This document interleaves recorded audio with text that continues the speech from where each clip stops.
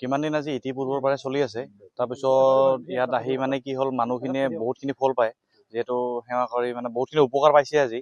মানে যিহেতু সেইকাৰণে মানুহৰ সমাগম সেইকাৰণে বেছি হৈছে। কাৰণ যদি সমাগম মানে বেছি ফল নাপালে হয়, আজি যিহেতু মানুহখিনি নাহিলে হয়। আজি ইতিপূৰ্বৰ পৰা আমাৰ ঘৰ দূৰত হয়, তথাপি আমি ভালেখিনি দূৰ 30 কিলোমিটাৰ দূৰ আহিলোঁ। কাৰণ আহি যিহেতু আমি বহুতখিনি ফল পালোঁ। বহুত দূৰৰ পৰা আহিছোঁ আৰু বহুত দূৰৰ মানুহ আহিছে ইয়াত।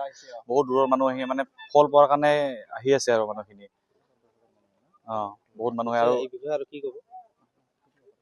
কি ক'ব মানে শুনা মতে বোলে এই মন্দিৰৰ ওপৰত যিখন মন্দিৰ আছে, বহুত আগৰ পৰা বোলে ওলাইছে, মানে নিজে অলপ কিবা ওলোৱা মানে সৃষ্টি হোৱা নিজে সৃষ্টি হোৱা। সেইটো লৈ মানুহখিনি আহে এটা লৈ আশা লৈ যে কিবা এটা, কিন্তু বহুতৰ আশা আজি পূৰণ হৈছে। আজি মই নিজেই মই যোৱা আপোনাৰ 2023 আহিছিলোঁ। মই নিজে কিবা এটা খুজিছিলোঁ, কিন্তু মই 2023 আহি 2024 মই ফলটো পালোঁ। মই নিজে মানে চাকৰিৰ কাৰণে কৰিছোঁ, মই চাকৰি পালোঁ। আজি যোৱা 2 বছৰ অহা নহ'ল। তাৰপিছত যেতিয়া মই আহিলোঁ আৰু মানে মন্দিৰটোৰ ভৈৰৱচূড়া পাহাৰ। মন্দিৰ শিৱ মন্দিৰ আছে,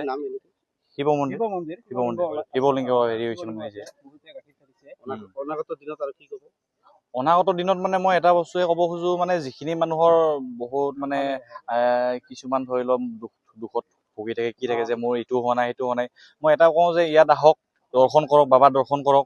দৰ্শন কৰি অলপ নিজৰ মনটো ভাল লাগিব। ফল এদিন নহয় এদিন পাবই।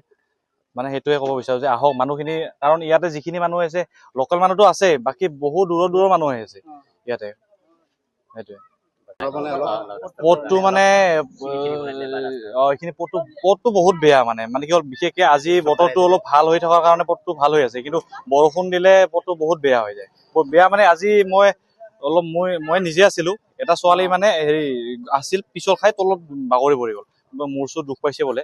তাৰপিছত এইটোতো বহুত হৈ আছে। তাকে চৰকাৰক এইটো বস্তুৱে ক'ব খোজো যে যিখিনি পাৰে অলপ চেষ্টা কৰক। গোটেইখিনিতো পচিবল নহয় ওপৰলৈকে, কিন্তু যিমান দূৰ পাৰে সেইখিনি অলপ চকু মেলি চাওক, চৰকাৰে চাওক। মানে কিহৰ কাৰণে কৈছো, আৰু ইয়াতে মানুহ বহুত আহে ন, বহুত দূৰৰ মানুহ আহি আছে। ল'ৰা ছোৱালী আপোনালোকে দেখিবলৈ পাইছে, বুঢ়ী মানুহো আহি আছে, কিছুমান বাচ্ছা লৈ কোচত লৈ কিনে, বোকাত লৈ কিনে এনেকে আহি আছে। সেইটোৱে কওঁ যে চৰকাৰে অলপ চাওক, ৰাস্তাটোৰ বিষয়ে অলপ ভাবক। কাৰণ ৰাইজৰ ভাল হ'লে চৰকাৰৰ ভাল হ'ব ন। ৰাইজৰ কাৰণে সেইটো চিন্তা কৰক এইখিনি, কাৰণ ইমান দূৰৰ মানুহ আহি আছে। ৰাস্তাটো বিশেষকে কিবা এটা বাইচান্স আজি ছোৱালীজনী তলত পৰি গ'ল, বাকী বেলেগ একো দুখ নাই। বাইচান্স যদি এক্সিডেণ্ট হৈছে, কিবা এটা হৈ যায়, তেতিয়াহ'লে কি ক'ম। তাকে চৰকাৰে চাওক, কাৰণ এইখিনি মানুহ ইমানখিনি আহি আছে যদি চৰকাৰে চাব লাগিব।